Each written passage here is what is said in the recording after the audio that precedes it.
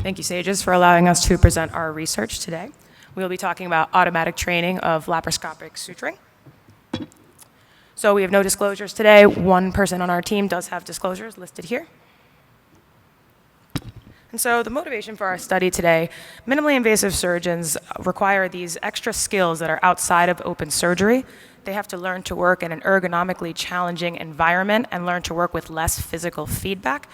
Training paradigms currently are using categorical and visual rating by senior physicians, which can be very time-intensive and very subjective.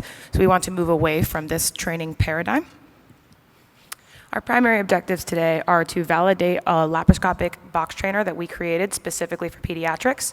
We would also like to validate our sensors and algorithms that automatically rate skill based on features that we've calculated. And we also want to, in general, move, again, from this categorical and visual method of evaluation to a more computer motion-based analysis. So first, what we did in this study is we created this custom laparoscopic box trainer. This box trainer has a curved surface to imitate insufflation. We made custom trocars, which are compatible with laparoscopic instruments in pediatrics specifically. The smaller size of the box also better represents a pediatric abdomen. And we also included this insert, which we can place artificial tissue inside of, or other tasks such as peg transfer tasks. We used a Maryland in the left trocar and a needle driver in the right trocar. These are instruments typically used in procedures at CHOP. We placed a magnetic sensor close to the tip of each tool, just far enough away that the flexion of the tool did not impede our measurement, but also far enough away that the sensor did not impede the actual task for each surgeon. We secondly placed a sensor on the camera. We wanted to be able to track where the camera was relative to the tools to see if the tools were leaving the view of the camera. And we lastly put a flex sensor on the handles of the tools, and these flex sensors measured grip motion. All of these analog signals were measured by MATLAB, and input from a pedal initiated the beginning and ending of data recording. We recruited 32 subjects in total from the Perelman School of Medicine and the Children's Hospital of Philadelphia. Participants watched a video of ideal performance and then were asked to perform 2 trials of an intracorporeal knot procedure. A senior fellow rated each performance on a scale of 1 to 5 in 5 motion-related OSATS categories, and these scores were then summed and averaged, and we used these 2 scores to train our models. In order to analyze motion, we created features in 4 different domains, including time, tip motion, tip visibility, and grip motion. These models, we created 6 different models from most complex at the bottom to least complex at the very top, using different combinations of these features. We used a lasso, or a linearized regularized least squares regression, to mathematically select the most relevant features. Each model's accuracy was also, we evaluated it based on the 6 evaluation metrics at the bottom there. And we used control models of guessing randomly or guessing based on the median of the training labels. We found that the scores on the left over there, top left, were varied pretty widely. We had the worst score being 1s in every category, or a total of 5. The best scores were a 4 in every category, or a total of 20. No one got above a 4 in any category, and everyone varied between 1 and 4. These were all trainees again. Medical students had consistently the worst performance. The fellows had the best, and residents were in the middle, and they varied between 1 and 4. The graph on the bottom right there shows the trial 2 versus trial 1 score, and as you can see, most people improved on their second trial. These graphs show confusion matrices, so a score, the dark blue in the middle would be perfect performance of these models. As you can see, the models that omitted some category of feature had very wide distribution and tended to miscalculate scores based on 2 or 3. The best model on the bottom right in the red square actually had the best performance. This model used all of our features, and it never miscalculated a rounded average score outside of 1. As you can see here in this chart, at the very bottom, the TMVG, this is the model that used all features. This had the best performance in all 6 accuracy measures that we looked at. The random and median, as we hoped and expected, those models were the worst performing overall, and each of the other models were somewhere in between in terms of their performance.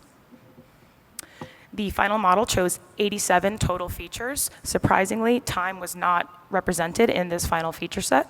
Instantaneous angular and linear velocity and acceleration were the best represented features in terms of tip motion. Grip motion and visibility were never omitted. They were always important. So this shows that these extra features based on flex sensors and based on camera view were important to each of the models.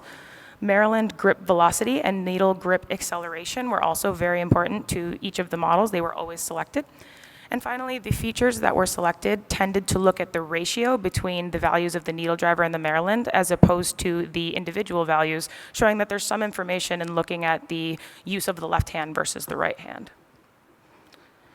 So we found that skill and level of training are not perfectly correlated. Medical students got 1s and 2s, fellows had 3s and 4s, but the residents specifically had scores ranging from 1 to 4, and this did not directly correlate with their PGY level.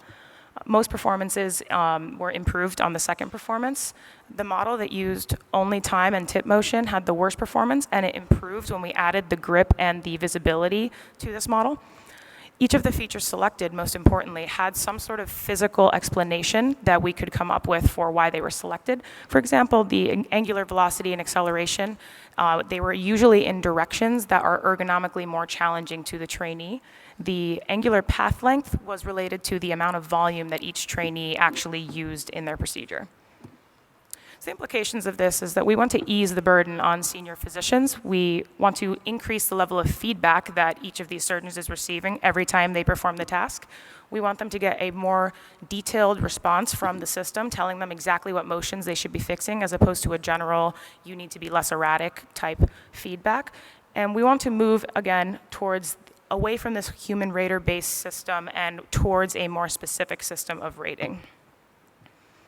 In future work, we hope to compare those who use this paradigm against those who use the traditional model. We also hope to test new tools and other relevant tasks in our box trainer that we already have. And we hope to totally remove the human rater and look at the natural boundaries in skill using unsupervised learning. And lastly, we want to adapt to real-time feedback and coaching. We find that a lot of trainees have exhibited non-dominant hand neglect, or they're making some repetitive movements that aren't productive towards the task, and we think that these are better addressed in real time as opposed to in the retrospect. Thank you for your time, and I can take any questions. Hi, Jerry Freed from McGill. Thank you for this presentation. Motion analysis has been used for over 20 years for evaluation of laparoscopic skills. It's something that is readily measured by engineers and tends to correlate well with the level of proficiency. The problem is that it doesn't necessarily correlate with the end product, which is the ability to place and accurately tie a suture. So that our ultimate goal, of course, is a person to be able to suture. And so how do you look at the relationship between motion and end product in your educational paradigm in this box trainer, and ensure that people actually are going to tie a knot that is placed accurately and doesn't slip and closes the gap that it's supposed to do? So we actually were very interested in this. A lot of the previous studies that we'd looked at motion analysis, but they kind of created some arbitrary features based on basic physics. We looked specifically to create features that looked at that rotational motion of the suture, that looked at the amount of grip force that we were putting onto these handles. We believe that the added information from the visibility and the added information from the flex sensors actually better encapsulated this performance as opposed to previous studies that only used motion based on linear acceleration, velocity, and things of this nature. We think they can also, this project can be adapted so that more features can be created once you create a mathematical representation of everything that you just said.